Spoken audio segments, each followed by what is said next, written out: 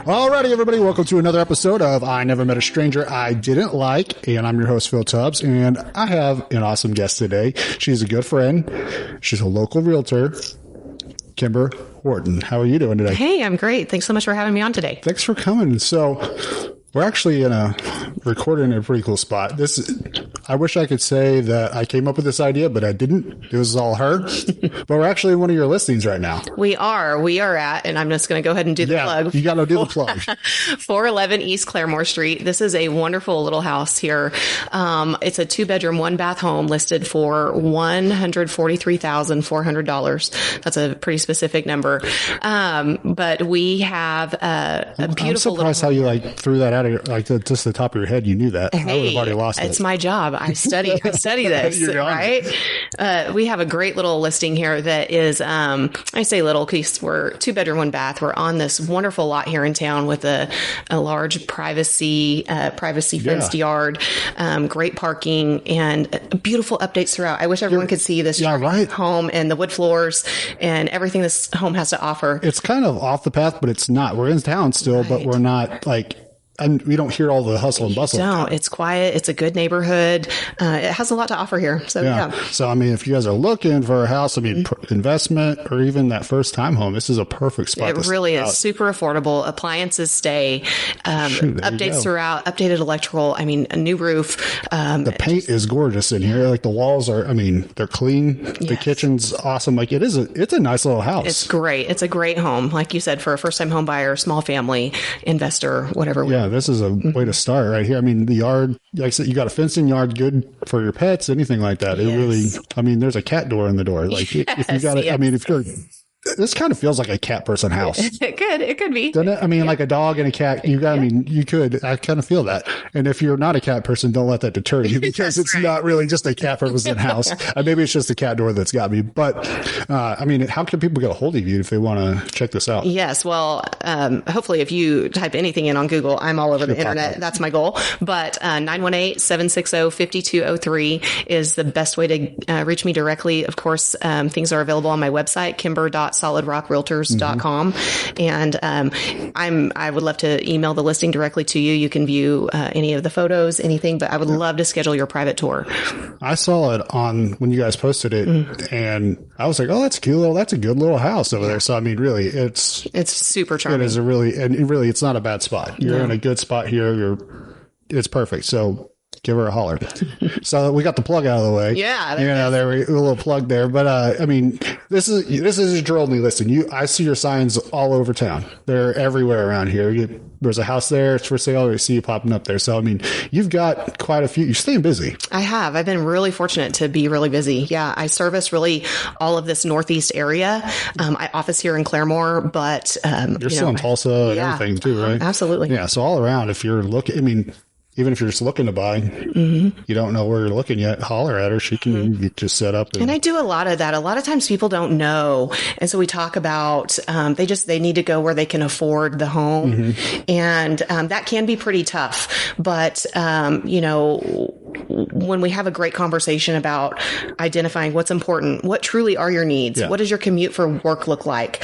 Maybe you work from home. We need some high-speed internet. Well, that's going to rule out a few communities. So there's so many ways to come at that conversation and really develop a plan for you. I don't think people really think about that when they go, hey, I'm going to go buy a house. This is what I can afford. And then they just start getting on the internet and they just start going through these house listings on whatever site it is. There's so many of them out there now and you kind of get an idea, but you really don't know everything when you're going into it. And you can go to somebody that this is their job. They know all the listings around you and they're like, I got the house for you. Absolutely. You told me what you want. I see what you want. Let me show you. It's so important to figure out what's important to you. And sometits that's a hard question. Yeah, it really Or is. you have a family and maybe husband and wife have different views. That's complicated. Everybody has, different check boxes and different things.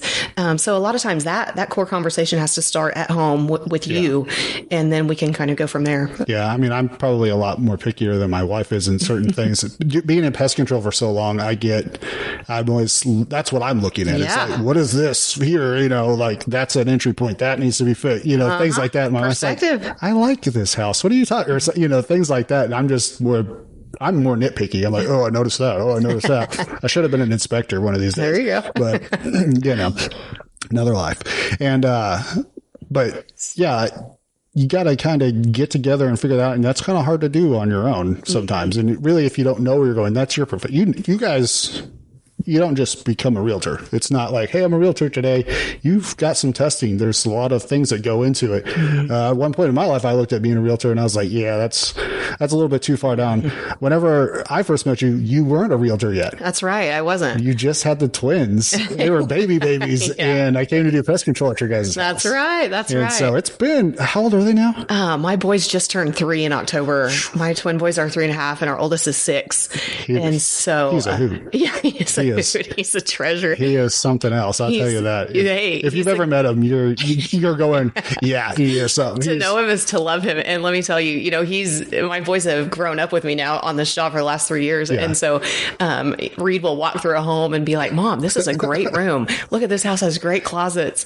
The last funny one he did, he turned the water on and told our client that he said, oh, this has great water pressure, guys.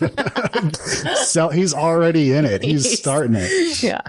So, I mean, your husband, Chad, he used to do lawns and stuff like that, but he's kind of gotten into the inspection part of it, right? Or is he so much the inspection? But real estate has just, my action of becoming a realtor and joining the company I joined has just really opened up opportunity and avenues for us. So we owned Whorton Lawn Service, or do own. You do, yeah. And we were just, we've grown and grown, and he was just at max capacity. He was going to town, yeah. And so he's scaled back some on that, still services Grand Lake area, but he does a lot of remodels now. So you guys was it on Missouri over there? Muskogee, yeah. We did that. Yeah. That was our own personal investment property. Yeah, I saw you guys out there work. I saw him out there walking in and out like all the time. Yeah. Because he's really good at what he does. And so we've just really been able to tap into kind of doing some flips, buying some rental property, and then he just takes so much pride and does a great job at everything he does. So realtors are really turning to him now to do repairs for their clients in the TRR in that inspection period, remodels, different things like that. Yeah. So, yeah. So, you guys got to work together quite a bit now than what it was before. So, what kind of made you go, yeah, I think I'm going to be a realtor? Like, what made you think, that's what I want to do? This is pretty funny because I'll tell you, when we met, or prior to us meeting, I worked at the Rogers County Assessor's Office. Yeah. And I spent over a decade serving the public in there. So I really come from a servant's position and a servant's heart. But if you'd have told me when I worked in there that I was ever going to be a realtor, I would have laughed at you and said, yeah, get out of here. Because there were conversations that happened when I was on that side of the desk that just weren't nice and not that great. Yeah. But Chad and I, all of our babies are IVF miracles. And I'm pretty open about that because a lot of people are going through IVF struggles, fertility struggles, and it's a conversation that's growing. And the support is really needed out there. And a lot of times it's easier to talk to someone that's lived it because the conversations are just shaped differently. Yeah. But we had already had Reed, our oldest, and we had 2 embryos left that we had to make some decisions. When you go through IVF, you have to choose what you're going to do. You're either going to transfer these remaining embryos and hope that they take and you can grow your family. Yeah. You're going to pay what I had told my husband. I'm going to pay storage on them till I die, I guess. Yeah. Or donate them to science, or you donate them to a family that needs them, and so we just, all the failures that we'd gone through with that, we just thought we're going to throw one last Hail Mary and transfer these 2 embryos. We had transferred 2 multiple times, and the only time it ever worked was when we finally had Reed. And so we thought, this is probably never going to work, but we're going to try this. Well, we got pregnant with twins. They both took, and it was like the movies where I hyperventilated. Everybody fanned me. I cried. I was terrified, so terrified. But that was a catalyst moment for us because I had to, Chad and I both just had to sit down and kind of reconfigure life. Yeah, what's next? And so it was kind of like, here I had a wonderful job at the county assessor's office, had moved kind of up the ladder from where I started. When I left there, I was the chief appraiser for the appraisal department. And but I needed to make more money and I needed more time for my family. Yeah. And so, that really was my deciding factor. It was kind of a God thing. I was sitting in my car one day on my lunch, and I just will never forget the moment that it just hit my heart. This is what I should do. I'm familiar with it already. These are things that I know. I mean, I have ran values and ran studies, our county's trends and different things for years. And it just, from that moment on, I thought, this is what I'm going to do. Yeah. And so, I mean, like, you've only been a realtor for what, 2-3 years? I'm just wrapping up my third year. So like, fourth. But that's not, you've been in it in a different perspective of it for years before. And I've been so fortunate to come into this career in this industry with all the tools that I had. And not just the valuation tools, but tools for difficult conversations. Just, high emotion, when you're in the assessor's office, that's property taxes, high emotion for people. It affects your daily life, your payments, your things. And, a lot of times, and a lot of people don't realize the difficult conversations we have as a realtor with our clients. Everyone's situation is different. Buyer or seller. Yeah. And so you never know truly what's going on with that family. What is their need? Why are we doing this? Why are we selling? Yeah. Why do we need to buy right now? What's the, different things that go into it. So, you wanted more time and things like that. So like, what do you do outside of, working, going and showing houses, things like, I mean, I know that can keep you busy, especially when you've got that many listings, and clients that are looking for homes, things like that. But like, what do you do to kind of like unwind outside of work? And you know what? My husband and I love to be outside, and we love our time at Grand Lake. We have a place over there. Our lake house, it's our camper. It's like, our lake house. It's redneck lake house. It's perfect. We love it. And it's just, during lake season, when the weather's warmer, that's our happy place. We love to be out there together with our kids and just doing fun things there. And then I love to rope. I grew up on horseback and just doing cowboy things. And so I love to rope. And that's when I need when I need to find my center again, when I need to get back to me, that's what I do. That's how I get back to jump on the horse, start riding around. Yeah. You grew up in Chelsea, right? I did not. Oh, you didn't? I'm an implant. Oh, you're an implant. I'm a California implant. Don't hold that against me. That's all right. I moved here before it was cool and everyone was doing it. But I've been here for, I'm 17 years now. 17 years. So you guys, but you live in Chelsea, that's where you're right now. And, you're pretty involved in Chelsea. Yes. Yeah. You're not only, I'm proud of our little community. I am. I grew up in Chelsea. Oh, I didn't know that. Yeah. So I actually, I was born here in Claremore, but for most of my life, I lived in Chelsea. Okay. I went to Chelsea school, everything, and, it's a good little place. It's starting to come back too, really. I mean, I saw it kind of die. You would drive around homes down there and they were just run down. But people have got like, hey, we love this community, and they've come in there and they've really started. It is so exciting to watch. And there's a whole energy, I think, behind the city leadership right now. There are investors up there in Chelsea, some that I've gotten the opportunity to work with. And, there's an energy up there right now that's really exciting. We have new businesses coming into our downtown there. We've had just so many homes that were run down, different things that have been purchased, maybe demoed and rebuilding brand new. And it's just breathing a whole new energy into our town. And, between the community and then the school, I serve on the school board. I'm so proud to get to be a part of that. And I've served on the Chamber of Commerce for Chelsea too. And so great people, there's just great people in that position too.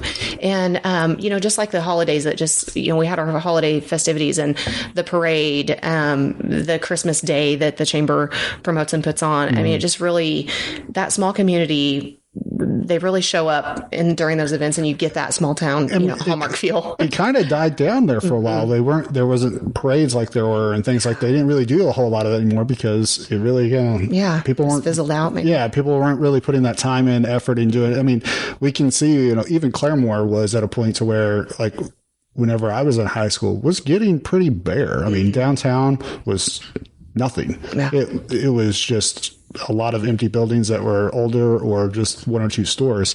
And a lot of people come in and they're like, hey, we're going to revitalize this and put our time and energy into it. And I think that's kind of what's happening that way as well. It really is. And then you have communities like Chelsea that watch Claremore and other growing communities, because just like music on the main street down here in the Lilac District, I think there's been efforts and conversations to try to mirror that and write for the grants to have that on the streets of Chelsea. That'd be awesome. It really would be. I mean, if you don't know a whole lot because not a whole lot of people know about Chelsea, but if you know a whole lot about it, it was a hustle and bustle town back in the day. Like there was movie theaters down there. There was car dealerships. The first oil well was in Chelsea. Yes. People like to argue that that's not where it was in Oklahoma, but it's where it was at. Yeah. And you can still go see it. But it was bare, and even whenever, like when I was a kid, we had stuff down there. I mean, if you remember, like Bill's was there on the corner. It was a little general store that you could go and do, and there was gyms, there was arcade, like things have popped up through there, and we had places to see, and it's kind of poof. But you drive down there now, and you can start seeing that work and that effort that people are putting into revitalizing that. And I think it'll be that hustle and bustle again. It won't be the crazy like it was, but I think it'll it's really bring just back getting healthy. It's healthy for businesses. It's healthy for the citizens.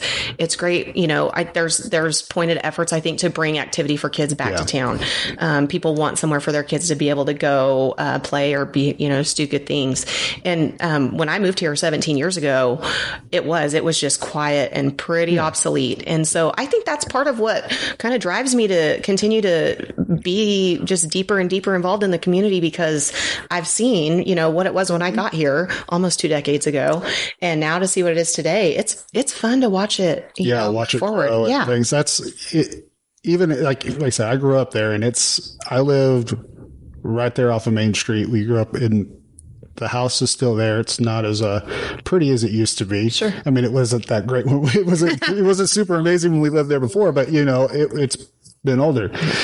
We were right catty corner to the library. So we'd go to the library all the time. Things like we would walk all the way over to the swimming pool by ourselves, like at my son's age, like 10 years old. Yeah. That was the kind of town it was. You can still do that there. Yeah. It was how that place was. We would walk to school and go under the tunnel to go over to Longfellow, and which I always thought was the coolest thing. Yeah. Well, kind of, it was creepy, but it was cool at the same time. Yeah. They came through and did a mural, and they've made that a Route 66. It's really cool down there. Like I've taken my kids down there, and they're like, "Well, this is cool." And I'm like, "It didn't look like this back in the day. It was creepy, dark, and like you would run through it just so you were scared. But it was still cool because you were going underneath the highway. But we could do those kind of things, and it was, bringing that back, and it's not that far away. It's right up. It really isn't. So, but we talk a lot about Chelsea. It's not the only place that you're out and you're doing things at. You've been out here at the Food Truck Thursdays, things like that at the Lilac District, things like that. So you're literally everywhere. Yes, I love it. And being that way, how do you keep yourself motivated? Because I would be worn out. That's a lot. You know what? Being a mom, all that stuff, life, and then doing that too. That's a super layered question, I feel like, for me. And, we all have, it's really important in the company that I'm in at Solid Rock. They have really taught me to identify your why and, to really look inside. And sometimes that's hard. Yeah. Talk about your goals and different things, but really knowing your why and, how to keep yourself going. And so, my family ultimately is my why every day. I want our kids to watch how hard their dad and I work and then see what happens when you work hard and you do good things. Yeah. I want them to see when you do community service and you give back, how important that is and how good it feels to help others thrive. Yeah. And then there's also on the business side, when you have clients that are really grateful.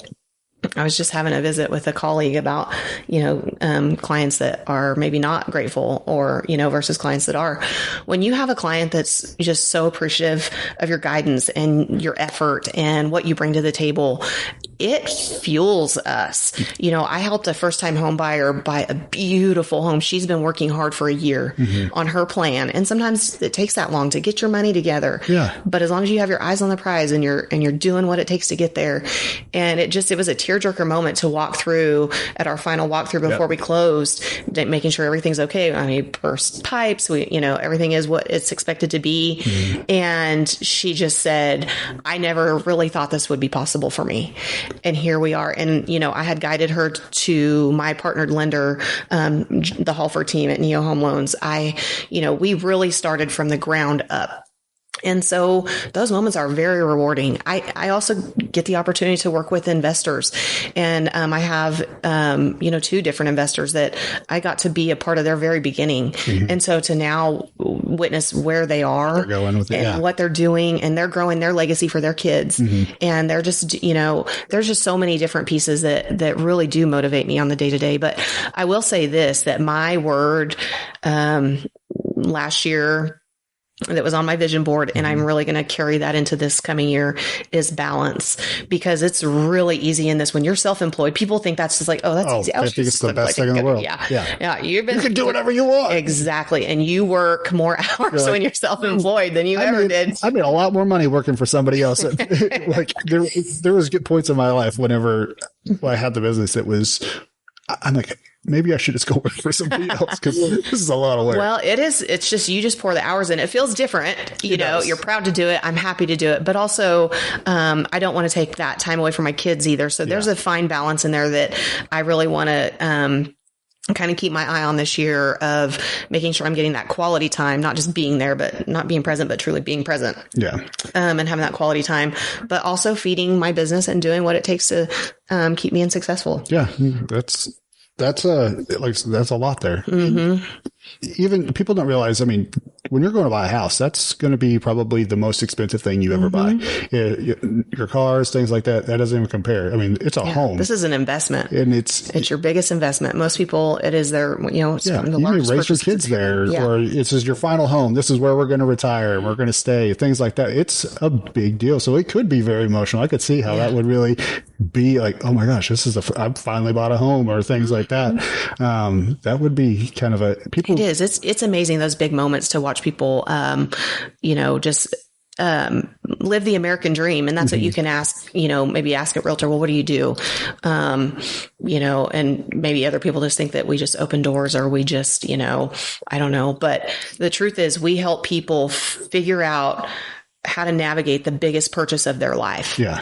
And that's a heavy, heavy statement. That is a very, and that's hard. I mean, that would weigh a lot on your shoulders too. I mean, you want to make sure you find that, like you said, make sure we can afford this, make sure we can, this is where you want to be. What, all those, you don't just go and show houses, like show up, hey, look at this house, or have an open house and like, hey guys, come look. It's not, that's just the top of it. There's so much below that, all the paperwork, all the regulations, everything that goes along with it. Yeah. That's a lot. It is. There's a lot of depth there. But, like with pest control, people used to always tell me like, why do you do this? And I'm like, there was times where I'd go to a house and somebody's like, we've had German cockroaches for 10 years. We've tried everything. We've done it ourselves. We've hired other people, and we just can't get rid of it. And when you're done and you got rid of it, you can see that weight lifted off your shoulders, and you're like, I felt good. Yeah. It's gross, doing a lot of stuff that you would do in pest control, but it was just one of those things that when you were done, you go,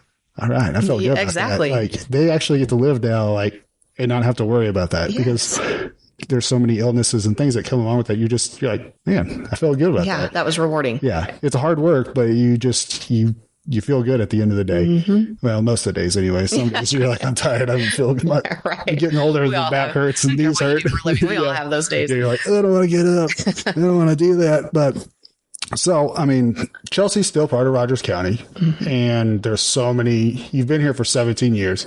I'm sure you've seen a lot of the attractions that we have. The roads, I mean, because Route 66, as longest stretch we've got, is in Oklahoma, and a lot of it goes right through Rogers County. Yes. Most of it, and we're coming up on the centennial. Yes, next 2026, I think is is it? I think something like that. 2025, 26, something. But anyways, look at us talking about things we don't know, but we know it's coming. It's coming. There's It's either next year or the year after, but I think it's 2026 because there's a lot of preparation, especially even in Claremore, that's going into because it's going to be a big deal. Yeah. We're going to have lots of people traveling through here, through Chelsea, through Catoosa, a lot of these towns that go right in the middle of Rogers County. And what would you say that your favorite attraction is in Rogers County? My favorite attraction, I don't know that I have just a specific attraction, but I have a lot of things that I really appreciate about our county. For one, we are really diverse. Mm-hmm. And when I was in the position I was in working for Rogers County, it was pushed to recognize that we have so many different communities. We have Claremore that is a bigger city. Then we have these small communities like Inola, Chelsea. You step over to Oologah. Oologah's, I think got a bigger roof count, in their town limits than like Chelsea and stuff. But these small, bustling, healthy communities, and then, our county's capital here in Claremore. But I think that it's beautiful what each of these small communities in our county, I know not just the small ones like here in Claremore too, what they all bring to the table in that community setting. And I mean, we've got farming, we've got industry down south, we've got the port, we've got the paper plant in Inola, more development happening there. Yeah. And then we've just got these bustling little cities. And, like right here in Claremore, I think one of my favorite events that happens in our county is Dickens on the Boulevard that just happened. We just had. I love what crazy. Yes, I love what the people in leadership here in Claremore are putting, together for the Lilac District. And my family, this was our favorite year at Dickens, and it was fantastic. And so, and then you go up to my community there in Chelsea, where they just had their Christmas Day festivities. Yep. The parade was great. My family, we did a float in it, and I just, I loved it. We did that for the kids, so they would just, the joy that came from that. So I don't know that I have like one specific attraction, but I love all these collective pieces that come together to make us super unique. That's a good answer. Nobody's really everybody's like, I like that place. I like that. That was a good answer. Because really, you think about it, you go to every downtown or different things, like they do have something different and something else to offer that what the other one didn't. Absolutely. And just like right now, or, here, and there's so much right now during the holidays, but there's other things too, food truck Thursdays that happen here in Claremore, Will Rogers Days that happen out at the birthplace in Oologah. So many things. Look at our little school at Inola. They just won that massive they're going to have prize money to revamp, I think, their football field or whatever all that goes to. I mean, just really wonderful little things happening here. But like right now, Claremore has the drive-through lights at Claremore Lake Park. Yeah. Oologah, my family, we drove through that on Saturday night. Yeah. It is spectacular. 10 out of 10. Out there at the Hawthorne. Yes. Yeah. It's so good. So there's a lot to do with your family in our county, and just a lot of, togetherness in that sense. And I love that about it. Yeah. I was in the music industry, like when I right out of high school, and we were downtown, and a lot of people they didn't like us because we had the hoodlums over there, coming to see us, but it brought something to it that the kids had a place to go, things like that. And I see that now, that it's not just kids, it's family things that you can bring your whole family to. My kids get a kick out of it. Yeah. And I'll tell you, doing the Santa pictures at Dickens was so fun, because you were a good elf. You watch those kids come around those stairs and their eyes just, it's Santa. Magical. And he was an amazing Santa. Yes. He was awesome. And Brian, he's like the real deal. Like, you would think that's really Santa. Yeah. Like, it wasn't. I mean, yes, it was. It was. But it was so much fun. And I think, Chelsea they're going to be having more things. I know they'll be having more things down there. Like you said, out the Bill Rogers birthplace, that's one of my favorite spots. You really go out there. If you haven't been out there, it's kind of, and they have events at different times in the year. The fly-in in August, is awesome. Planes literally just fly right into the field. It's so cool. But it's such a gorgeous, like we have so many beautiful areas, and you kind of forget that you're in Oklahoma sometimes. You drive around, even just in Rogers County, there's so many different, like you said. I think we take it for granted a little bit, honestly, because we're right here by Tulsa, right? So there's so many things to go do. Yeah. And depending on where you live in Rogers County, you know, you go to Tulsa for everything. Up there where I live, I go to Tulsa as rarely as possible. It's usually only for work. But like we will jet over to Owasso for things, but you just kind of lose sight of everything we do have to offer. Yeah. But if you're looking for it, it's there. I mean, you just got to go out. I mean, a lot of people complain about things. You know, one reason I started the podcast because there were so many people complaining, and I'm like, you don't even know the story about what goes, or how much work goes into these events, how much that, you know, these small businesses are actually putting into themselves, into their buildings, into things for you. But then you complain about little things of, I didn't have enough ice in my drink, or this or that. It's just silly stuff that you do lose that. I mean, go somewhere else, even just for a visit. I mean, I love Florida. I love going to these places, but I end up missing home. I miss I miss the drive. It's easier. And people complain about the trains. It's not, you miss the trains. You don't hear the sound of a train. I'm like, something's not right. Like, I almost can't sleep. It's just weird, that you get so used to that. And, I mean, I moved away in my early 20s and I came back. I was in Yellowstone, and of course, it's gorgeous. That's my heaven. I love it, but it's not home. Yeah. And the place here, you know, the people here are really kind of what make it.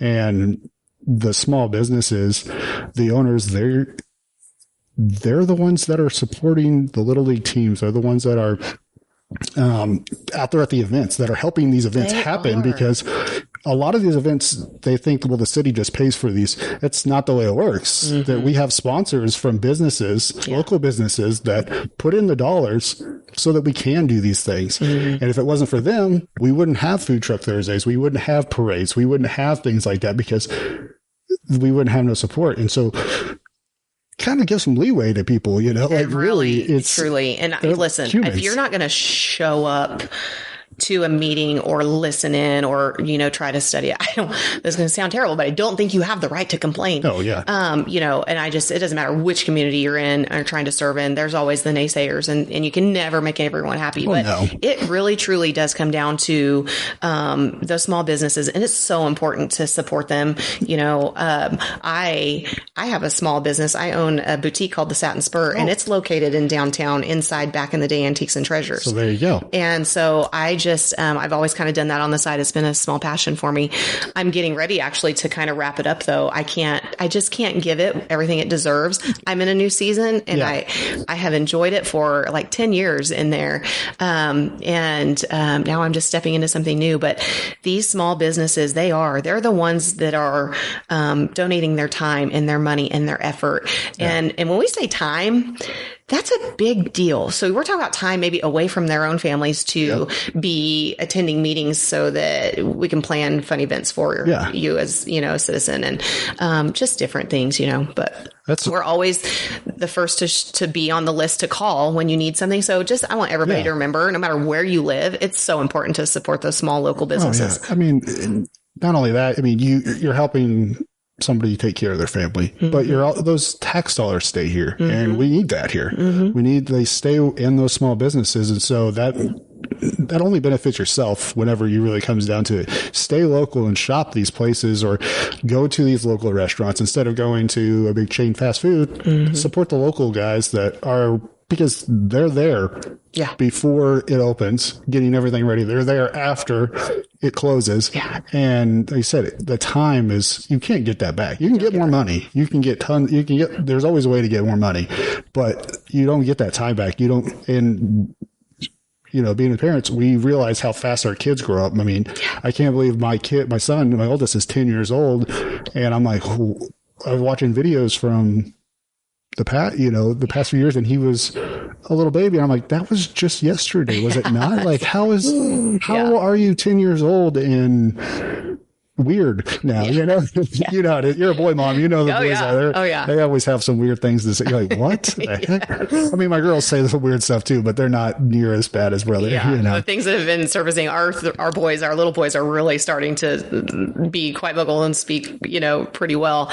And so the conversations in our house are pretty laughable. And I don't know if you want me to say them on your podcast. Okay, no, we hear it all. It's like, I mean, people think terrible twos, things like that. Like my kid didn't get crazy until like all of them until like 3 years old. 3 is sketchy. 3 is people underestimate that. Time. Like 2, like they were good, and it was like a week before they turned 3. Like all of them, you're like, what happened to you? Yeah. Where did you like?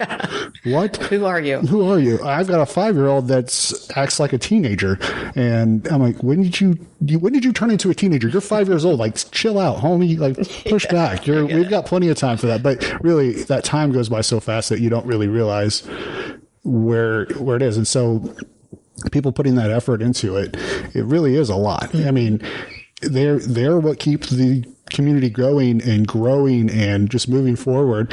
And even just, you know, there's just for Dickens alone, they have a whole committee that these are people that are volunteering their time to go in there and go meeting after meeting and talk to the people outside the meeting, get things set up.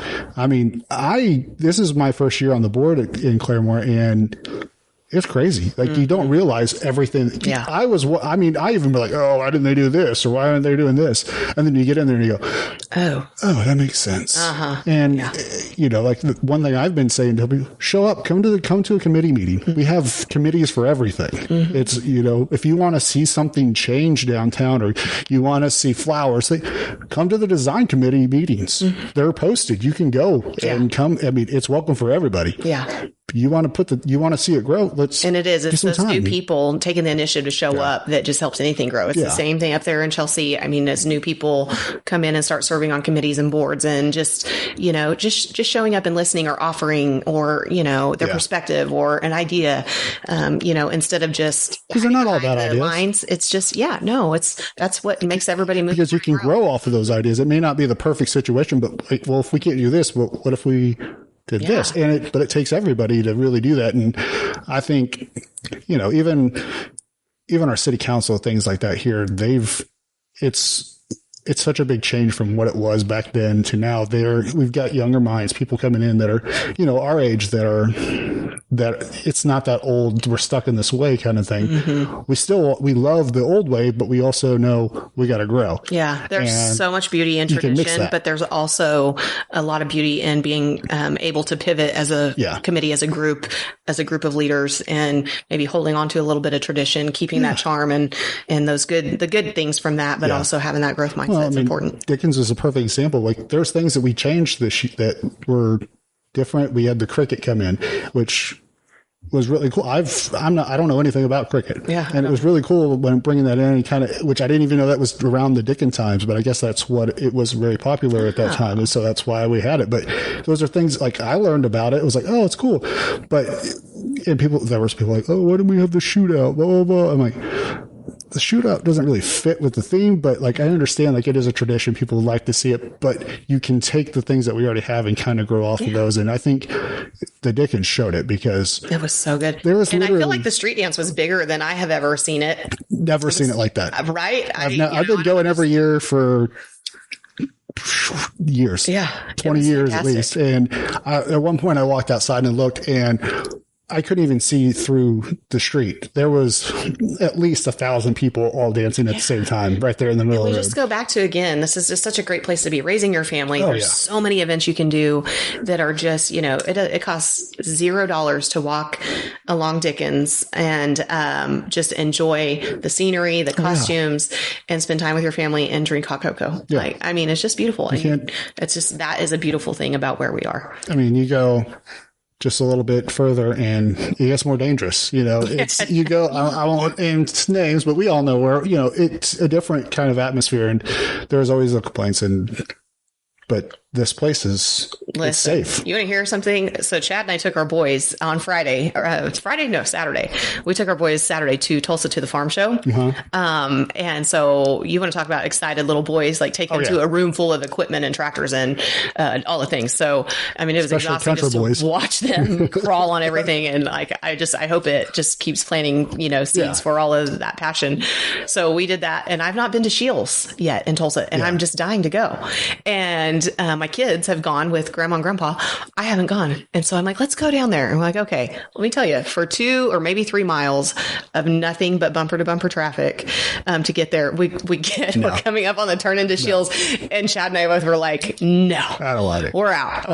Especially my excitement has now been depleted because I've just for 30 minutes been sitting in all this traffic. I can't do it. Anxiety. And so we circled the block. We went and ate at Cheddar's, and we circled back, and we saw Foyle getting ready for their parade. Oh yeah. And I'm like, oh, it's the parade tonight.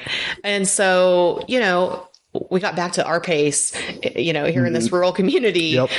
There was, a nice little turnout of spectators for the foil parade, and that felt much more comfortable and relaxing. And then we went from there over to Oologah, drove through Hawthorne Park. Yeah. Again, 10 out of 10 recommend. It was wonderful and costs no money to go make these memories here with your family. But yeah, we went to Tulsa.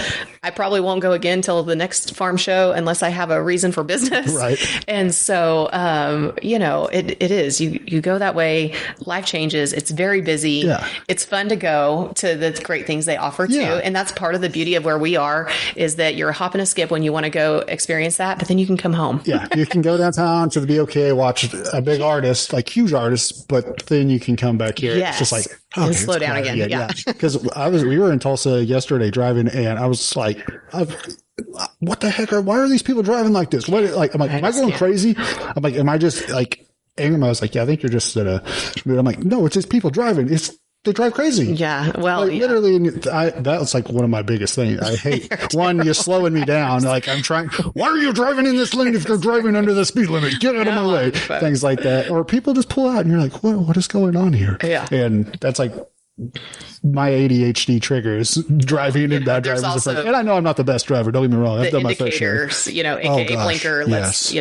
We could spend another 30 minutes on that. Right. But it really is. It's a place that you get everything that you need, but you can also just slow down. It really is. And then I think just going to my real estate side of that, what you can own here in Rogers County versus Tulsa County, or just the property tax you pay here versus Tulsa County. And I bring property tax and assessor things up because it was 11 years of my life. Yeah. And so it's something always in the front of my thoughts when I think about payments for my clients and different things. But the affordability here in Rogers County, versus, some of these other areas, it's very different. Yeah. And, a lot of times people they purchase here, even though they do like to live life in Tulsa and, with those amenities. Well, they're happy to drive 30 minutes or 20 minutes that direction. 30, to get what to have more affordability here and that financial freedom. You get more you get more bang for your buck when it comes to it. I mean, and it's safer. You really don't have to worry. Every community has their own issues, and it's never going to be completely perfect, but compared to most, you really even Chelsea, Claremore, Inola, Oologah, those places around here, they're chill. Yeah. There is, and if really you've got your neighbors that are watching your back as well whenever you live in these areas, unlike some other places. So people really don't have that chance. If somebody sees something, they're like, hey, what are you doing over there? Who are you? And it may seem annoying, but it's actually, I'm grateful for those kind of things. I like it whenever my neighbor's like, hey, I saw somebody walking around your house. And I'm like, what? And you go back and look at the camera and you're like, what the heck was this guy doing? Yeah. But I would rather that than nothing. Yeah. Yeah. And I'm the same way. I'm like, what are you doing? We're terrible about watching our cameras, and we're like, what are they doing? It's just the utility company. It's fine. Like, okay. No, they're just walking by. That's all right. But even my kids are like, who's that? And I'm like, I don't know. What are they doing? And we're like, watching that camera, but it's just to protect our neighbors. And it is. It's a small town community thing that you get with that, I think. Yeah. So we talked about all the good things. What are some like misconceptions or just misinformation that people may have about buying a home, realty, like when it goes into it? Like what's something that, that a lot of people are like, oh, and you're like, no, like that's not quite right. And you can tell people. I think so a few different things. I think on the buying side, a big misconception is kind of the order that things happen in. So as a buyer, you get excited. Like you guys have finally decided that let's buy a home and we want to be in Claremore and let's do this. And, really the fundamentals that need to happen first. And it's the most uncomfortable part of it all is to look at the finance side. You've got to get pre-approved first. Yeah. And, not all lenders are created equally. I have had clients that were came to me pre-approved early on through, I'm not going to say like names, but just like what I call internet lenders, right? They could click on and click, and bam, they're approved. Well, that has no meat to it. Yeah. And so, one specific client was a first time home buyer and he had done that. And, we ended up in a probate mess where he spent, almost a year waiting for legal title issues to clear up so he could take clear title when he purchased his home. And fortunately for him, he was in a position he could spend the time to wait. Yeah. But, by the time we were getting closer to closing, when he came and worked with my partnered lender, it saved him like $14,000 in fees, lender fees. So not all lenders are created equal. There's lesson number one. Lesson number two, you've got to have that conversation up front because we don't want to go look at $250,000 homes if you really financially can only afford a $200,000 home. And you don't want to push yourself into a payment that changes your lifestyle and stresses you out and you don't get to enjoy life. Right. Yeah. I mean, that's not our goal. And so, that is the order of things and how they go, I think is my biggest misconception on the buyer side. On that selling side, I think that, as a seller, you want to do everything you can to position yourself to invite the buyers. Yeah. It's so much more than just slapping a sign in the yard. Oh, yeah. And so, and part of my job, I mean, that could be a misconception that we could talk about on my part as a realtor. What do I do for you? Yeah. It's so much more than just slapping a sign in your yard. Here we are, we've orchestrated this because I want to help my seller market her property here. This is just part of what I do. I go above and beyond in different ideas. Different, And so, but as a seller, I think that it's super important to accept advice. If part of hiring me to come help you sell is to say, okay, look, this is not a personal attack, but we need to talk about these things. Yeah. Maybe it's pet odor. We can do some cheap curb appeal. Let's spruce this thing up and get that because you get one chance at a first impression. Right. And if someone pulls up and it just, it's not very inviting, if they walk in and smoke or pet odor punches them in the face, let me tell you, oftentimes the buyer can't even get over it. Yeah. And, they're going to be worried that smell's never going to go and they can't all do these things. Yeah. So I think as a seller, it's just important to position yourself, take the advice that your agent's offering and let's work together as a team to really, have your home ready instead of just slapping a sign up in the yard and you think I'm just going to put on the internet and we're done. Yeah. People show up, look at it and like, oh yeah, I'll buy it. It's not the way it goes. Because we work at that. And go into another, like kind of the part 3 on that, like a misconception as an agent, you hear people say, realtors just open doors and go on. Well, it's just, that's laughable. And I used to be somebody that think I could do this without a realtor. It's fine.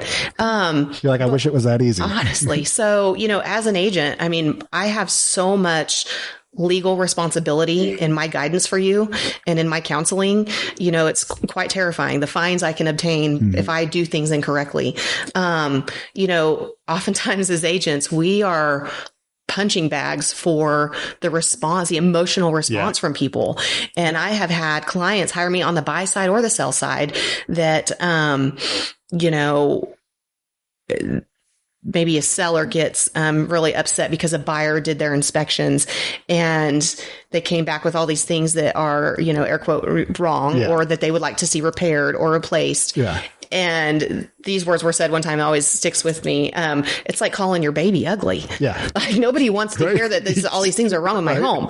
Don't call my baby ugly. My baby's fine. My house. And so as agents, a lot of our responsibility is shielding our clients from that emotional response and that backlash that comes. And, we're over here like this protective shield taking the beating. Yeah. You're like, for lack of a better word. I know, like, you see those bruised and battered memes or something sometimes. Right. It's not always that way, but a lot of times it is. Yeah. I had a client that I went back and forth for 7 days negotiating with a selling agent. 7 days we had conversations with the listing agent and the lender and trying to piece this together. So, part of my responsibility is to be a solution finder. I want to find those solutions. I want to solve your problems. And so there's a lot more to it than, opening the door and putting a sign. Yeah. Yeah. No, I mean, I could see, like, even me, I don't even know the gist of everything. And you telling me, I'm like, oh, that makes sense. Like, that's something that maybe I probably wouldn't want to do because, like, it's a different ballgame. I mean, and I think that's, having you on the podcast to talk about those things that maybe people go, oh, what? Maybe that does make sense, and they didn't think about those things because those are very good points that I didn't even think about. And I'm like, oh yeah. There's so many timelines to follow and days, like time is of the essence. And, as a buyer, if I'm not, let's say that you were going to buy without an agent and you're just going to go do inspections and your Uncle Joe's going to go do your inspection and it's fine. Yeah. And, big things surface in the inspections and, you don't have a realtor, you're doing this by yourself. And you're just like, well, I'm ready to cancel contract. Yeah. And the buyer says, well, I'm not giving you back, or the seller says, I'm not giving you your earnest money back. Yeah. And you just think, well, oh man, I lost out on that. Well, as a professional, I know that, legally what the rules are here. Yeah. And, part of, I'm going to manage your timeline so that if big things surface in our inspections, we can get your earnest money back and you're not just out, however much you just put down might be $3,000. We don't know, and so, there just is a lot of time and education that goes into what we do. I'm continuously doing education to sharpen my axe for my clients, just to prepare for every scenario. You're never prepared for every scenario, but it's just, we do our very best to make, our clients a priority. And in that, comes studying, the changes and the contract changes that came this last year. Buyer broker agreements now have to be signed prior to showing someone else's listing. If you wanted to go look at the house across the street, you have to sign this buyer broker agreement now before I can take you in that home. Really? And it's a National Association of Realtors rule. It is not mine. We can make that agreement good for one day. We can make it specific to that property. Yeah. Typically my clients, I have a lot that are, they're on file for a year because we don't want to have to go through that every time. Yeah. And, we're going to have this on file till we, find the one. And so, or my investors and stuff. So, staying on top of those, legalities is just, it's a big deal. And, the good professionals are doing that for you. Yeah.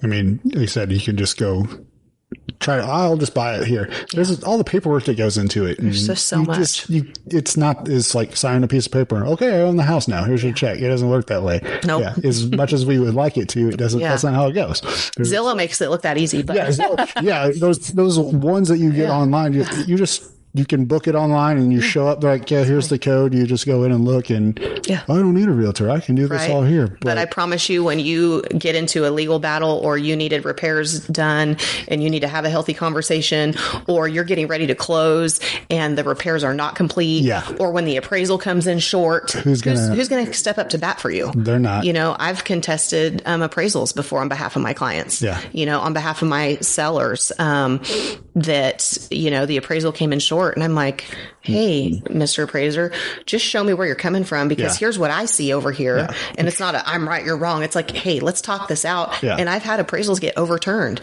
and people, they say, oh, well, we can't accept that. We can take that information. Yeah, I didn't know that. Okay, and so who's, when you're just doing that stuff online and clicking and trying to weed people out, who's going to step up to bat for you? Yeah. The person in another state that's on the phone? Probably not. Yeah. But you can bet your bottom dollar that I am, that I'm a phone call away and we're going to talk through this and we're going to get there. So, I mean, we know there's lots of different realtor companies here, realtors here. Mm-hmm. Like, what made you say, like, I want to be part of Solid Rock? Like, that's because, I mean, I feel like you're not the only good one there too. Oh my gosh, you've got some great people there. But so thankful to be there. What was yeah, that's the one I want to be, because there's a lot to choose from. Really, There's when you're so going much to go choose into from. There's wonderful people in the industry around here. A lot of great in different in different businesses. And there's larger corporate companies. There's kind of smaller markets, different things. But I kind of go back to my county life, and I knew.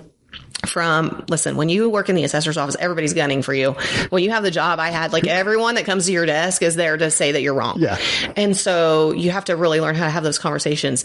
And I knew from being on that side of the desk, the places that I would never participate in. Yeah. And I still stand by that because of the way I was treated when they just thought I was just, I don't know, whoever I was on the other side. Behind the counter. Yeah. And so I knew I wasn't going to go there, but, it's kind of fun. My mom from Bill's Barbershop. She's cut my hair for many years, and she's the best barber in town. Awesome. She is. She's not just the best barber. She's just an awesome person. She is an awesome person. All those girls at Bill's Barbershop are wonderful, but Barbara is extremely special. But I treated their house too. Yeah, right. And so she just kept saying, "You've got to talk to Michael Urie. You've got to go talk to Solid Rock." And I knew that I didn't know Michael at all. Mm-hmm. But I knew that I had a few other friends that I had known over the years that worked there, and I respected them and the business that they did and what they stood for. Yeah. And so my ears were kind of perked up on that. Yeah. And then I knew that I would go talk to them and just see. And honestly, Mom would not let it die down to the point that I was tired of hearing Michael's name. And I'm like, okay. Oh, fine. I'll just do it. But I asked a friend to lunch, Donna Church, who is over our education, and she's just a huge part of our company. And I had just invited her to lunch one day and just said, please tell me about the industry and the ins and outs of this. Is there room for a new kid? And just in the support I felt like I was going to get after talking to her, I knew immediately that's where I was supposed to be. I'm sold. Yeah. And so then when I got to sit down with Michael, because you kind of interview, I didn't really understand that before I came into this, but he's like deciding if he wants me on board. I'm deciding if I want to actually be here. And so it just was immediately a connection to what he stood for and what I quickly came to understand that everyone stands for at Solid Rock. And it's just, it's beautiful and it's really special. And we are growing. We are just opened our, I was going to say our 9th office, may have been our 10th, and I'm embarrassed that I can't answer that confidently. But we just opened our newest office in Grove. And so the growth that's happening while I've been here in this last 3 years has been incredible. Mm-hmm. And we're thriving in a market that hasn't, we've had a lot of ups and downs, and yet our agents continue to pour into one another. My company pours into me. There's not jealousy. I'm not going to help you because you're selling more than me. That's going to make you sell more than me. Or you have a deal going, I don't have anything. It's so beautiful what they bring to the table for us and the support. I office here in Claremore. But I think everyone that helps, we've got the girls in kind of go everywhere. The girls in Owasso. I mean, I think what they have are very special. Everybody has their group of people, but I'm just so proud to be part of, Solid Rock as a whole.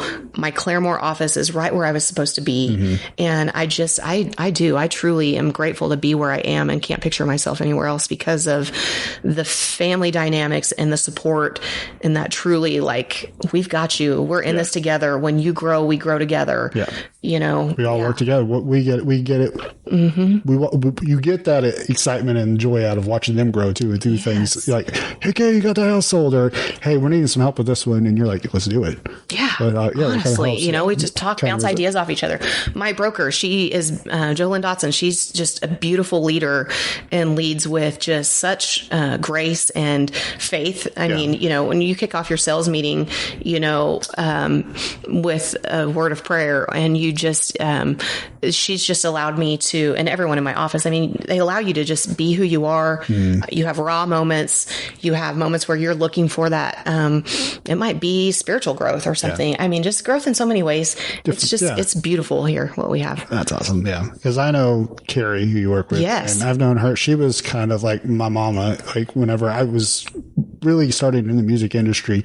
And she doesn't like me to tell people that, but she taught me how to cuss. Like I could not say a curse word like without smirking or feeling like just that makes me laugh harder than it should. Yeah, because you know her, you know how she is. Because I mean, like in the music, I'd have to be. It's not. You don't sound tough if you walk into somebody's like, I'm gonna whoop your butt if you don't stop. Like that's not intimidating at all. And she's like, you got to be more intimidating. You know, like I wasn't security by any means because I mean I'm still not a big guy. Like I'm bigger than I was back, like way bigger than I was, like 150 back then. As tall as I am, I was a beanpole. So I've already taken the intimidation out of it. Yeah. And you know, I'm like, all right. And then she probably doesn't like me telling people that, but I don't know. She had such a big impact on my life growing up. She's just always been, you know, a mom or just a big sister to me. And listen, she is somebody so special. She has a different art, you know. Well, and Carrie and I started about the same time at Solid Rock. Mm-hmm. And she is just somebody who, again, I have found, I mean, we've gone from colleagues to very, very dear friends because she's somebody that, and this is not rare in our company. She's someone that pushes you. Yeah. Someone that will have a hard conversation with you if it's needed. Yep. It's someone that, you know, will give you the high five when you can't really give it to yourself. Mm-hmm. You know, she'll remind you that you can do hard things. Yeah. I mean, just, we have, I mean, Carrie's one in a million, but you know, we have that beautiful, I don't know, quality of people there. And yeah, I mean, she's truly a treasure. She is something else. She's one of my very dear friends. And I'm very proud to work with her. Every time I see her, I just get it because I don't see her near. We used to work together, so it was all the time, and we've had those conversations where she's been, listen, Phil, like you can't do that, and there's other times where it's encouragement or whatever it is, and she's even just jokes, just sitting there and laughing about stupid stuff. It really is. Like, I mean, that nobody else will laugh about. Let me tell you, know, we have our share of those too. She has such a wide sense of humor that she kind of fits in with everybody, and you're just like, yeah. But she is awesome. So I mean, that right there, like I know you, I know her, and I know the type of people that you guys are, and that's, you know. If that's the rest of you like that, that's the place to go because I mean, this is you're a very important purchase. This is your home. This is where you're going to live. You're going to raise your kids. You're going to start your family. You're going to start your life, whatever it is.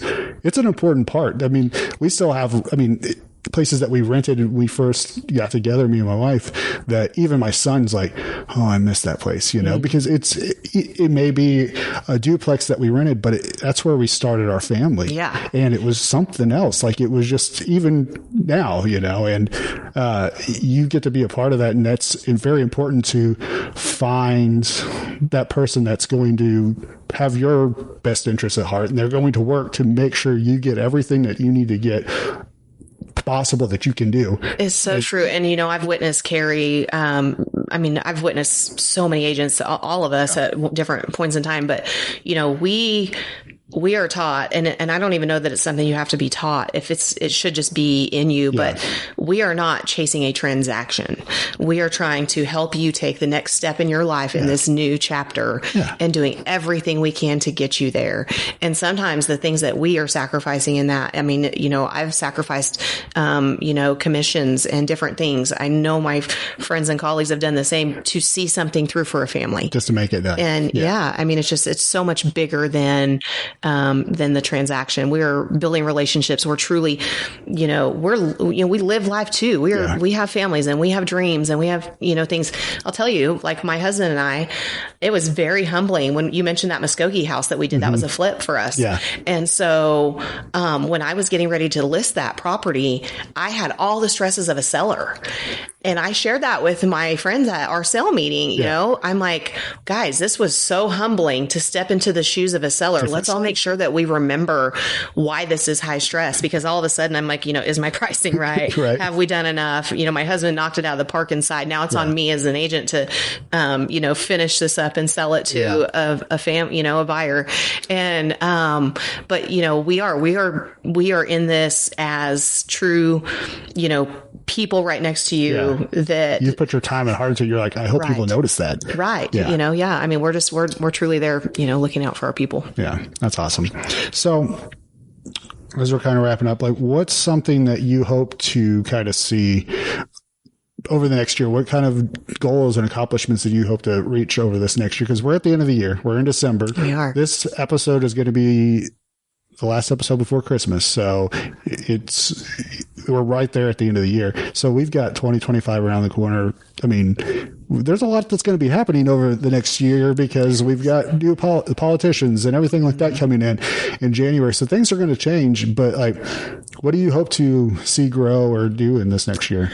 That's a really big question. And I don't know that I have just some amazing answer, but I am excited for what 2025 is going to hold. And I've been really fortunate to see growth every single year so far. Mm-hmm.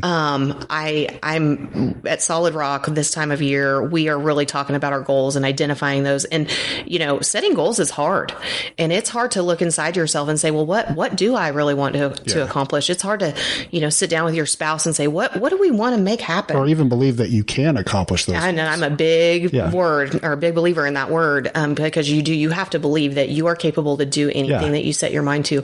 And Michael Urey, that owns our company, he has shared with us repeatedly, the fear of that failure, not hitting your goals. Well, you're better off to shoot so high and maybe fall short than to never have left the ground. Right. Yep. And so I don't have just my specific goals. I'm working on them. I literally have notes in my laptop bag right now. We're not quite to the end of the year yet. You still got a little bit of time. Right. But I do.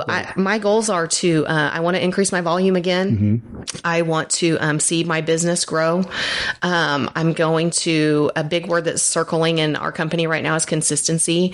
There's things for myself that I want to iron out my systems a little better with consistency. Mm-hmm. And then I'm going to go back to that word of balance, because I want to have this growth, but I also want to take, some trips with my family. Yeah. I want to make some memories with my husband, my kids. Yeah. So I really want to have that balance this year again and find another year of growth and success. Yeah. Well, that's a good answer. You're like, I don't know if that's a good answer. I'm working on specifics, and it's just like, we do vision boards, and I don't think I had done a vision board maybe since I was a kid. Yeah. And so we do vision boards, and that may sound silly to some, but it's a game changer to have those things in your face, not tucked in a drawer, to have your goals in front of you all the time. And picturing, that's right. I'm there, I'm coming. Are my actions aligning with what I was trying to do? Yeah. By March, I can reassess myself and say, well, am I working on these things or am I not? Yeah. And if I'm not, maybe I can pivot my actions and try to get more streamlined with that. Get back to it. Yeah. Get the most out of my efforts and make sure they're moving me in the direction I want to be going. Yeah. But so I'm working on my specifics, but I really am hoping for, another great year with my family and making some great memories but I'm also excited about the growth for my business. Yeah. I mean, when I first met you, you were selling it all. You weren't a realtor yet. And now in 3 years, you are where you're at. Like, it's impressive. Like, for what you've done and your hard work, like, you can tell you've really put the time into doing it, because you're literally, you can drive around town and see your signs in all these yards. And, I see you on social media, the videos you do, like the things that you put into it, like, you've grown, like, from nothing to this in such a short amount of time. I think people will notice that, and you will continue to grow and keep on getting bigger and bigger, because it's just the type of person that you are. I don't think you're gonna, if I'm wrong, then tell me, but I feel like you're not one of those people that are just going to be like, well, I'm content. Yeah. You know what I mean? I'm done.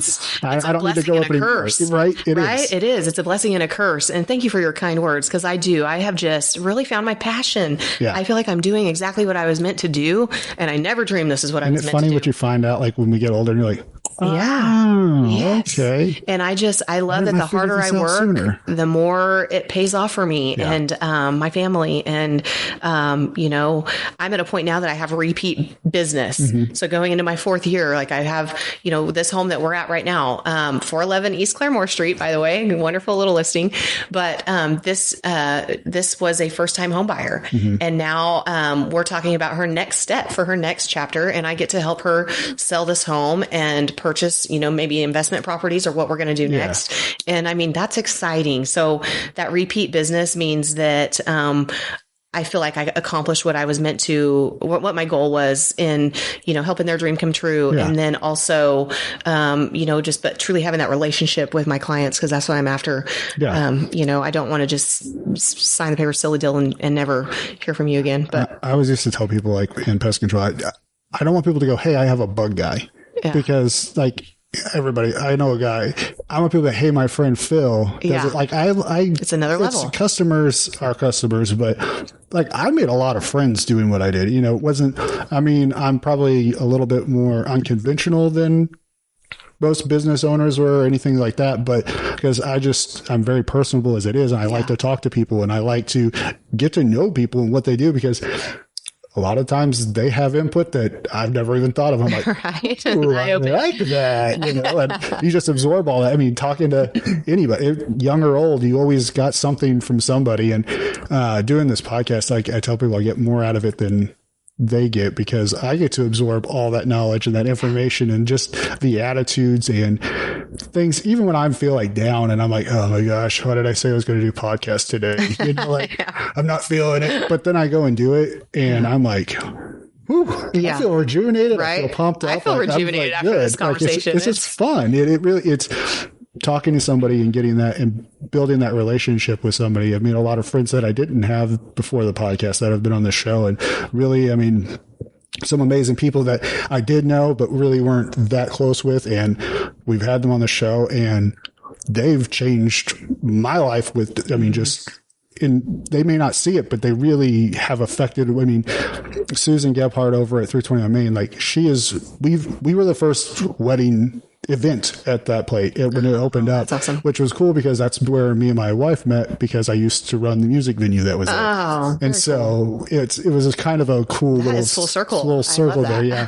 And so I knew her, but I said, hey, want to be on the podcast? She was like, yeah, because Susan does a lot more than just 320. She's on the Rogers County Fair board. She's when they do the 4-H stuff and all that, she's very big into that. I mean, some of the 4-H kids house their animals on our farm, and she lets them do it because they don't have a place to do it. Local business owners being the ones showing up for kids. It's a lot more than just owning a business. Yeah. She allows these people to on the boards. Yeah. And I don't know if it's been announced yet, but I'm going to say it, but she's now on the Main Street board. Awesome. And so, whenever they were like, yeah, Susan, I was like, I don't think Susan, she has enough on her. If I don't know, and they're like, no, I talked to her. I was like, yes, I vote for Susan. That's awesome. Like, but I mean, she said, hey, this year, earlier in the year, she said, hey, we're wanting to do some, bring the music back to the fair and things like that. We know your past and what you've done. Would that be something you're interested in? I'm like, heck yeah, that'd be awesome. And so I got to be part of the Rogers County Fair, and, with the bands and the sound and the stage and things that I haven't done in years, because that's what I used to do. I bet that felt so good. And I was like, man, my wife's like, it's weird listening to you talk to agents on the phone again, because like when we first started dating, when we were 18 years old, that's what I did. I was always on the phone. Like, I'd be in a movie and be like, I got to go real fast and be an agent on the phone. Then I've got to get things lined up for a show. And so it was really fun to kind of bring me back, but also get to meet a lot of awesome people. And I really it kind of helped push the podcast and things like that. She's always something like, hey, Phil tells with she'll tell people like, oh, this is Phil tells with I never met a stranger. And I'm like, and they're like, okay. They're like, yeah. I'm like, as soon as we act like everybody knows who I am, like you just talk like I'm just like this nonchalant person that I'm a household name here. I'm like, no, people don't know who I am. They're like, what are you talking about? Like, she's always like, I want to share, just to piggyback off that's a prime example, what she brings to the table, what you bring to the table, that anybody listening, no matter where you are, that you can be a servant in your community by serving on these local boards, and you bring something to the table. Oh yeah. There's something that you bring this music background to the table. That's something that they needed. Everyone can bring something. So if you have the opportunity to serve or to attend a community meeting, whatever aspect that may be, just go, because you never know what, you might be like, oh my gosh, they said they needed XYZ. I have a connection to that. I'm really good at that. And that's what these leaders are coming together. It's just, there's normal people that have the connections and the skills that they have. And when you get the collaboration together, and then you have something pretty awesome. So I'm a big believer in that. And I want to commend, the leaders that are here in Claremore and I know there's so many different districts and boards and committees and things, but same thing up there in Chelsea. I mean, all of these little towns, they're doing great things. It's because of the people that are in them and willing to do it. So it's kudos. I don't know. I always was a person that was like, I can do it myself. I'll just do it. Move out of the way. I'll do it. Mm-hmm. And as I've gotten older, I've realized I can't do everything by myself. And I really I get too much that I will fall short because I have too much on my plate. And I think being in a leadership position, even like with our director on the board, things like that, it's not about they can do. They can do everything. That's great. But at the same time, I think a leader really is finding the people that each have their place and bringing the greatness that they all do in their little areas and bringing them together and making them work together. Because you get big heads and people that are like, I'm really good at this. I'm really good at this. And sometimes it's hard to intermingle people and keep it going and keep it flowing because leaders are very strong-willed persons, strong-minded people. They get with it and bringing those people together and doing everything that, every little piece of the puzzle back to so you can have that full picture and you go, that takes a lot of work. It does. It takes a lot of time to do that. Everyone. You can have a great leader, someone who has a strong, maybe mindset, skill set, whatever, but it truly, it's everyone that comes together, and hopefully a great leader, is open to hearing these other conversations, these other ideas, these other ways to go about things, because there's always more than one way to skin a cat, right? So, when everyone can come together and work collectively, it's beautiful. Yep. I think it's, I think we're finally starting to get there to where we've got the old boy friends kind of getting away from that situation and where we're at and getting to where we all go, okay, what are the ideas that we have here? Yeah. It's time to grow. Like we've been stagnant enough. Because there's so much that's been passed by just in our area that it was just the people that were in leaderships and things kind of ran them off. They weren't willing to work with anybody. They were stuck in old ways. And that's hard. And doing those, and it is, and you've got to have that balance of keeping the old and the new, because we talked about that tradition. Yeah. You can't take away, downtown is, even in Chelsea, it's a historical place. Those are historical buildings that have been here for years, over 100 years. Yeah. They may have been refurbished, moved around a little bit, but these, you go into Honeysuckle Lane, the painting on those bricks that they found back there, that's original. Right. They painted on that was the end of the street there, and it was painted on the inside. Shout out to Honeysuckle Lane. This is one of my favorite stores, and she's got so much good stuff. She's just doing a great job on that. Running two stores right across from each other, that's a lot of work in itself. It is. But again, just that business owner brings wonderful things to downtown. Yeah. All those business owners down there. She spoke at the last Million Cups that we had, it's a little economic meeting that people get together, and she spoke at that and just kind of talked about where she came from and coming from being a teacher and going into this. And, I'm so proud it's a big difference. And have my business inside her store. Yeah, because you're right across the street back in the day. So it's, but just those things like that, it's you don't want to lose that. You can't lose that. It's, a lot of people don't know about the radium bath houses and things like that were the huge draw to our area. And it's really cool. I actually got to see, I went up into the Will Rogers Hotel, and the woman that runs it now, because it's apartments and stuff, she was like, we still have some of the baths up in there. And I was like, what? She's like, you want to go see it? I was like, yes. And so she took me up there to see like the original baths they had there in the cots and things like that. And I'm like, that's really cool. But you got to keep those things, but also you can change it, like adding the music to it so that you hear the music. It's not noticeable except for you get to hear something that kind of brings more joy to it, things like that. It's not an eyesore or anything like that. So you can mix those two and keep it going. And I think we kind of have that, because we have like people our age that are like, I miss that nostalgia stuff that we had, but also I understand we got to grow. And I think we're at a good, even in, it sounds like Chelsea's kind of the same way. And I know it's been the same way. They're jumping Oolaga, same way. They're really just building up around that historical, but also bringing new to it because that's just the way it goes. Yeah. That's life. Well, and it's exciting. I mean, progress can be scary, but it is also exciting. Yeah, it is. It is very scary. Yeah, but, true.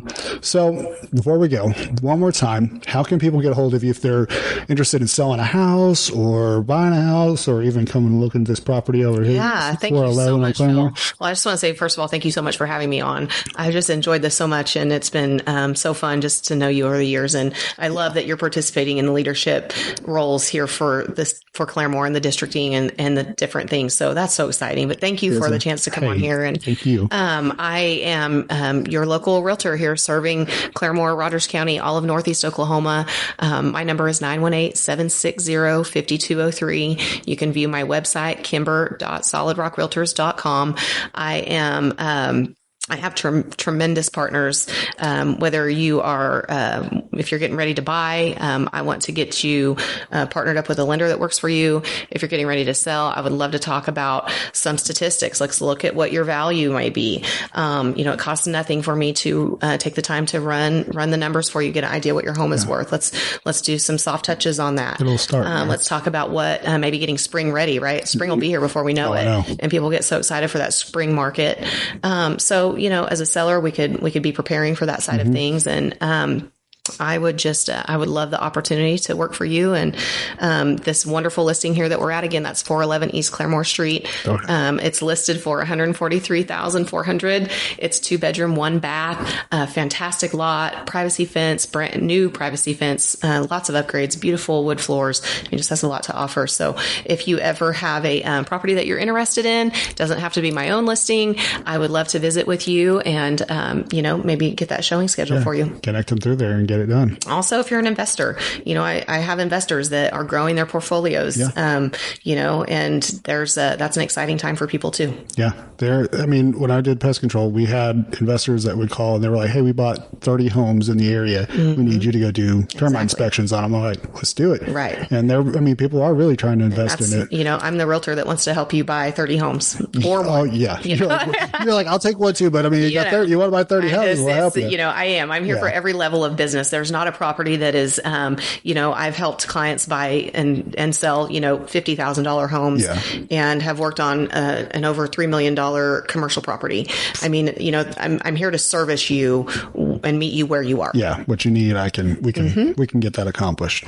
All right, guys. And before we go, I'm going to put my little spiel in here right now. I am working on a crazy idea. I am wanting to make the ultimate traveling podcast studio. Do it. It's going to be, I want to get the van wrapped up, get everything inside there so that we can take these to events, so that we can continue to grow this podcast and continue to help grow, and have some kind of impact on the people that we have on the shows, on the episodes, because that's what it's about, really. Is to get people to hear your side of the story and what things and where you're at, because they may not get that opportunity before that. And we want to help to continue growing the market here and keep that business coming in. And one way to do that is to help us just to listen, just to follow and listen. But also we're looking for sponsors, because I can't do it by myself. I do everything out of this podcast comes out of my pocket. It doesn't go, I don't have crazy investors or anything. If you saw my whole setup, I have duct tape on my camera tripod, because that's just the way I work. But we get it done. But we need sponsors. So guys, if you're interested in doing that, being part of that, there's a whole lot that goes into being a sponsor for this van to help us get it. We're going to have your logo on it. It's going to be at all the events. Also, we're going to work with making you social media ads, so that you can post those on there, fun things. And that means you'll also be a sponsor of the episode, so that during the episode that we're recording, we're going to take a pause and your ad will show. Your logo will be up here, popped up here. You'll see Solid Rock up here, above us whenever we get to the editing part, but you'll be part of that. And, there's just a whole lot that goes into it. I've got a whole spiel for you. So if you'd like, come call me, email me. You can call me at 918-313-1591. I'd love to get you guys, started and rolling with it. Help us continue to grow this, because it's going to be, if you know me, I'm not boring. I like to do things crazy and big and weird. So it'll be an eye-catching design. That's exciting. And so, I don't know, I just thought it would be something fun.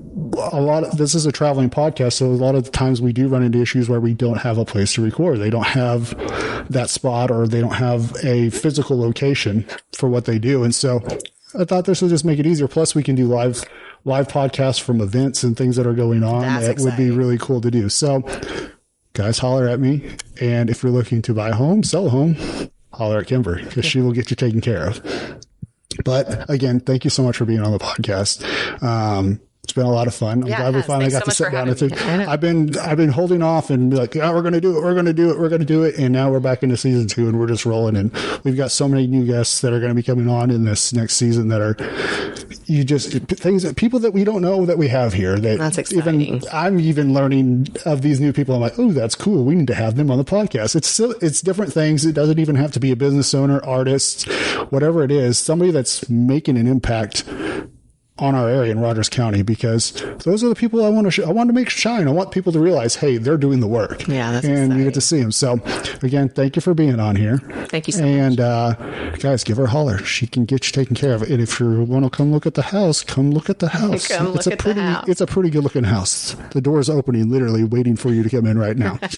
But guys, thank you again for listening to another episode of I Never Met a Stranger I Didn't Like.